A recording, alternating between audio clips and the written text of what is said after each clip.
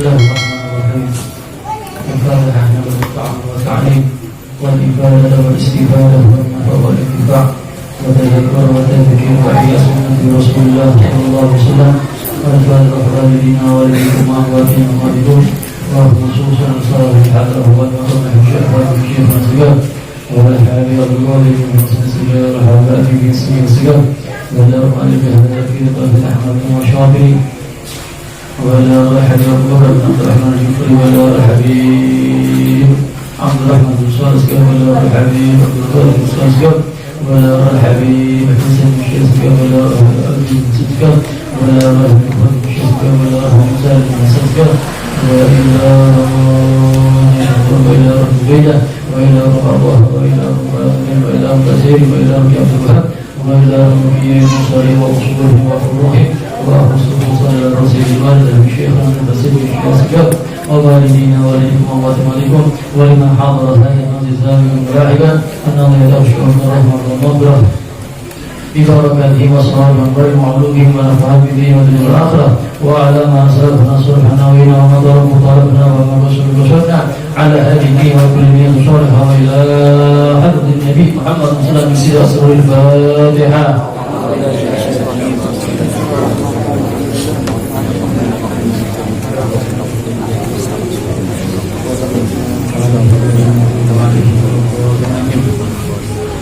Bismillahirrahmanirrahim. Seperti biasa dibaca bareng-bareng doa atau niat sebelum belajar. Bismillahirrahmanirrahim.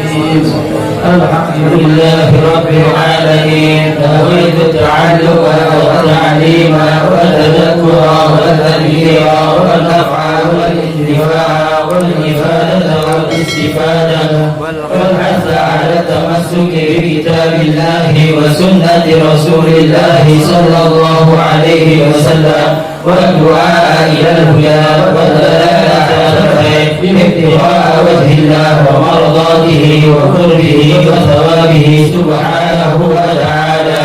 اللهم إنا نسألك فهم النبيين وحفظ المرسلين وإلهام الملائكة المقربين. اللهم أغننا بالعلم وزينا بالحلم وأكرمنا بالتقوى وجملنا بالعافية يا أرحم الراحمين. وصلى الله على سيدنا محمد وعلى آله وصحبه وسلم والحمد لله رب العالمين. Bismillahirrahmanirrahim. Bismillahirrahmanirrahim. Wassalatu wassalamu ala Rasulillah Sayyidina wa Maulana Muhammad bin Abdillah wa ala alihi wa sahbihi wa mawalah wa la hawla wa la quwwata illa billah. Amma ba'd. Bismillahirrahmanirrahim. Terakhir pembahasan masalah disunnahkan mengangkat tangan ada di 4 tempat. Ketika sampai sholat mengangkat tangan hukumnya sunnah, dan ketika mengangkat tangan ini cuma ada di 4 tempat dong. Cuma gini ono di 4. Ketika sampai sholat duduk setiap rukun sampai ngangkat tangan dah. Ngangkat tangan ini cuma ada di 4 tempat dong. Sebagaimana kemarin harus dibahas. Yang pertama, sunnah mengangkat tangan ketika sampai takbiratul ihram. Perlu dieling takbiratul ihram sing wajib sampai mengucapkan Allahu Akbar. Mengangkat tangan hukumnya sunnah. Kemarin harus dibahas ya opo cara sempurna model ngangkat tangan ini. Kemarin sudah dibahas. Setelah takbiratul ihram, sunnah juga mengangkat tangan kapan? Ketika ruku. Pas takbiratul ihram, sing kedua ketika ruku. Yang ketiga sunnah mengangkat tangan ketika i'tidal. Sing kedua i'tidal. Pas takbiratul ihram, mari ruku, mari i'tidal. Sing terakhir sunnah ngangkat tangan ketika ngadeg berdiri daripada tasyahud awal. Nah itu disunahkan mengangkat tangan. Nah selain papat kendengar 4 tempat ini, dah ono sunnahnya ke tangan maning. Kati sujud dah sunnah ke tangan. kate lungguh antara dua sujud, tidak sunnah ngangkat tangan. Yang sunnah ngangkat tangan cuma ketika takbiratul ihram, ambek kate ruku, kate i'tidal, ambek kate ngadeg ketika dari tasyahud awal. Selain papat ini sampeyan dimakruhkan, dilarang mengangkat tangan, hanya di empat. Nah, sekarang selesai masalah mengangkat tangan di dalam sholat. Sekarang ada pembahasan baru, masalah sujud. Faslun syurutus sujud sab'atun. Syarat-syarat sujud iku ono 7. Jadi sampean sujud ini tidak asal mau langsung sujud, tidak, perhati ono syarat-syaratnya lho. Sujud itu tidak mau sampean asal lu merunduk sujud, tidak, ada syarat-syaratnya. Nah, syarat sujud iku ono 7. Oke. Nah, lek itu iki siji ae sampeyan ndak tepat, ndak sah sujudnya. Karena itu perlu diperhatikan ini. Syarat-syaratnya sujud sab'atun. Syarat-syarat sahnya sujud itu ada 7. Jadi perlu penting diperhatikan. Yang pertama, sujud itu ayyasjuda ala sab'ati a'dha'in. Sampai yang lek sujud, iku ojo lali sujudnya itu pakai 7 anggota badan. Opo? Pitung awak. 7 awak iki harus nempel ambek tempatnya sampai yang sujud. Lek salah siji daripada 7 awak iki tidak nempel, tidak sah sujudnya sampean. Yang pertama, orang sujud itu pertama iki sing paling penting, harus kena nggen salat. Iki dak kena nggen salat, waduh, itu sujud itu ngawang itu. Harus kena ke tempat salat. Pertama iki batuk. Oh, dulu nih. Jadi, ya betul jadi. Jadi harus kena ke tempat salat. Kenapa? Karena diri ini adalah salah satu anggota sujud. Terus yang kedua, tangan kanan ambil tangan kiri, harus nempel ke tempat sholat. Tangannya ngawang gini, sujud model kuwi harus nempel. 1, 2, 3. Terus setelah selesai tangan kanan ambil tangan kiri, juga apa? To'ot dengkul. Dengkul kabehan. Dengkul kanan sama dengkul kiri. Piro itu? 5. Hitung itu paeng tuh. Batuk, telapak tangan kanan, telapak tangan kiri, dengkul kanan, dengkul kiri. Sing terakhir iki sing paling repot biasa ini. Dan iki sering dilumput tuh ngomong apa? Jari-jarinya kaki. Wah, tak dituruh sikilku udah enak begini. Jari-jarinya kaki harus nempel dan itu harus nekuk. Kudu nekuk. Kadang mau ndak sujud dielus. Jarinya itu gak ditekuk. Nah, ini penting. Ini termasuk anggota sujud. Nah, makanya diperhatikan. Ya kecuali kalau sampai geringgingan, pokoknya sing sepuh iki, waduh tak kuat iki gak iso iki lek sujud linu kabeh. Lek drijine sikil tak teku iki linu kabeh. Ya wis gak usah diteku dak ngomong. Cuma sing sehat-sehat sing kuat-kuat iki jo cemacing jeneng ngalem kan. Ini termasuk syarat-syaratnya sujud ditekuk. Itu jari-jari sikil.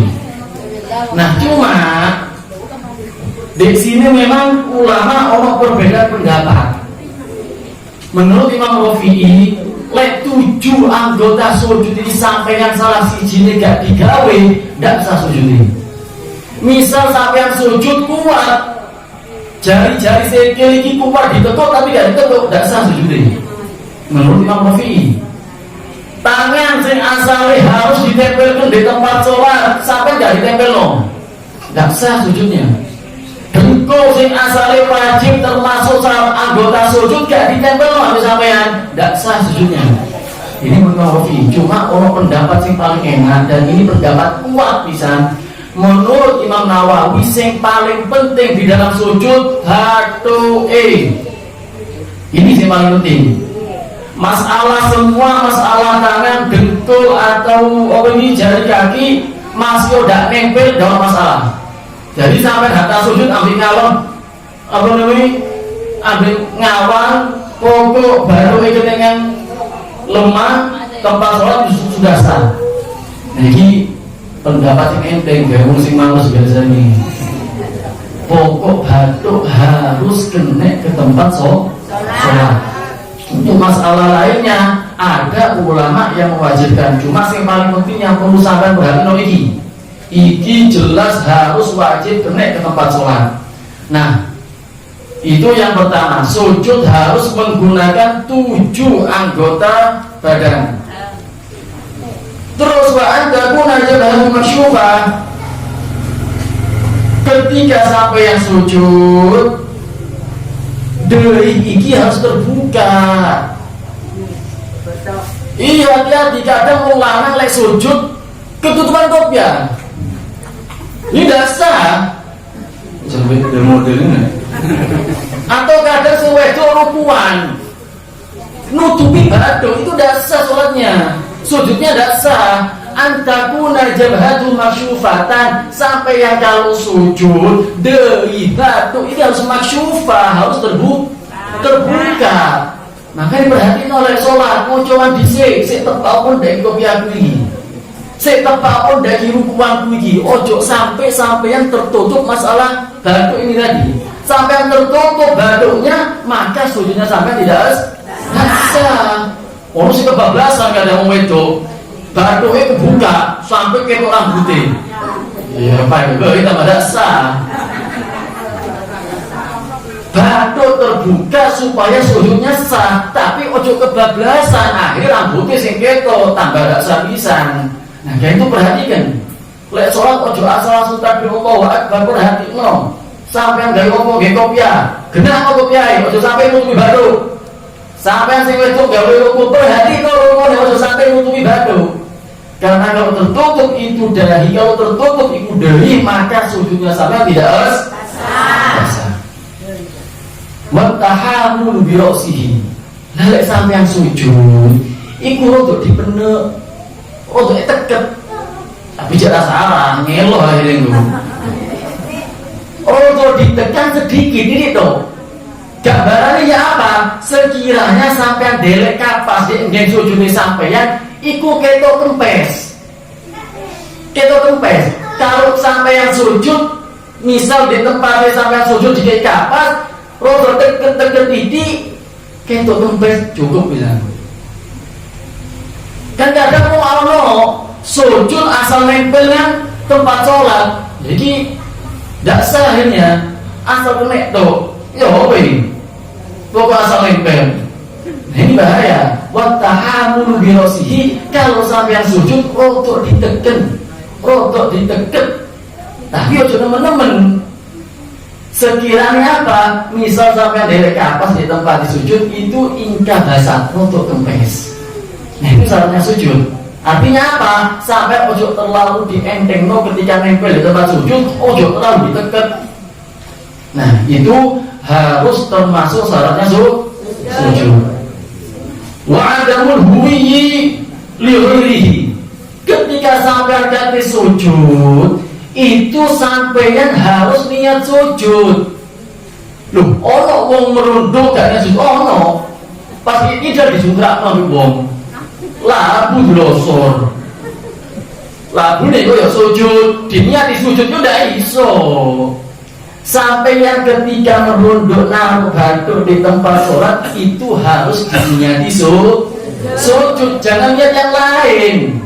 Kadang ada orang langsung tiba, ini tidak bisa. Hatta tiba ini delosor persis posisi orang sujud, tidak cukup diniati sujud. Harus benar-benar orang itu murni niat sujud.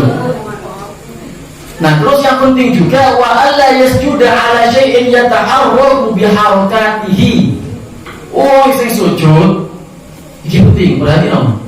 Tidak boleh sujud di atas tempat yang mana sampai bergerak dengan gerakannya. Yo, ini misalnya. Misal sampai yang ulangan ketika sholat ge surban. Surban ini melo bergerak sampai sampai solo enggak? Melo kan diguli pisang kan? Gledek pas sujud nutupi batu. Nggak sah. Nggak boleh kayak gini. Atau misal wedok serukuan, rukune pas tangannya di kedawang, akhirnya ketika sujud digawe lemek. Ini tidak sah. Kenapa? Karena sampai sholat gawe kelambi sing melo abe gerakane sampai ketika sholat.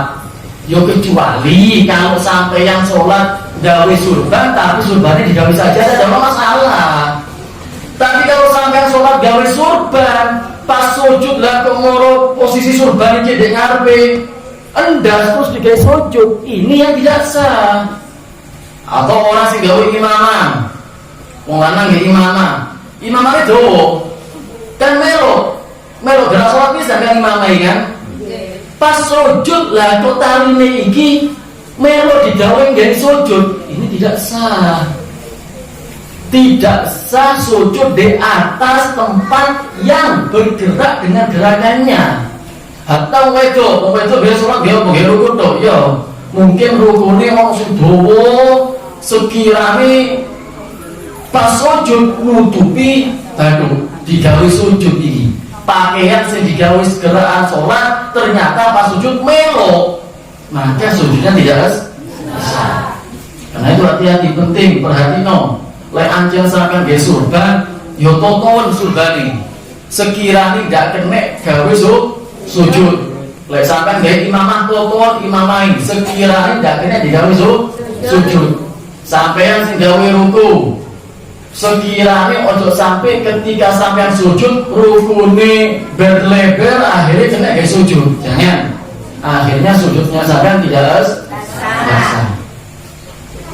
Yang keenam, wartifa'u asafilihi ala a'alihi. Lalu sujud itu posisi kepalanya sampai denisor, dan posisi iki belakang iki iku modelnya dukuran. Orang yang sujud itu harus mengangkat bagian belakangnya, bagian ngarep artinya kepala iku rodok ngisor. Nah itu ya waktu dipetek di sini bunyi. Cuma sudah salah, begini ngawang kalian dulu. Kalau roto, tidak ada beda nih. Sujud udah diolok lagi, endas roto, ambil sing dibuli ya roto. Ini tidak sah. Harus irtifa, mengangkat bagian belakangnya roto dukur daripada bagian kepala. Nah ini termasuk syaratnya sujud. Yang terakhir, ketika sampai sujud harus tumaknina tufi, harus tumaknina. Ngerti tumaknina? Tumaknina itu tidak wajib sampean zikir di dalam sujud, enggak. Masih sampean ngetek cangkemnya tidak bocor doa ketika sujud. Yang penting sampean ketika sujud mandek seukuran bacaan subhanallah, sah bisa sujud ini. Kadang orang sholat cepet-cepetan asal sujud ukuran subhanallah gitu tidak sampai, ini yang tidak sah. Sujud itu harus ada tumaknina itu ukuran orang membaca subhanallah. Pirang detik baca subhanallah? 1 detik atau 2 detik? 1 detik atau 2 detik ini wis waktu yang cukup buat tumaknina. Waduh, kadang wong sing sholat rugeburu wedi dienteni uang wedi sing laene tumaknina gak kober kan. Sujud pokoknya nempel Allah. Tidak saya akhirnya. Sujud itu harus ada tumaknina. Mandek dhisik. Harus ada tumaknina. Kalau tumaknina tidak sah sujudnya. Ukuran tumaknina sing wajib ukuran bocoran subhanallah. Sunnahnya apa? Saya sunnah bocor boleh sujud. Subhana rabbiyal a'la wa bihamdihi yo. Bisa terus. Telu, so ya ke. Ketua nah ini, kemudian sholat subuh, nyedun.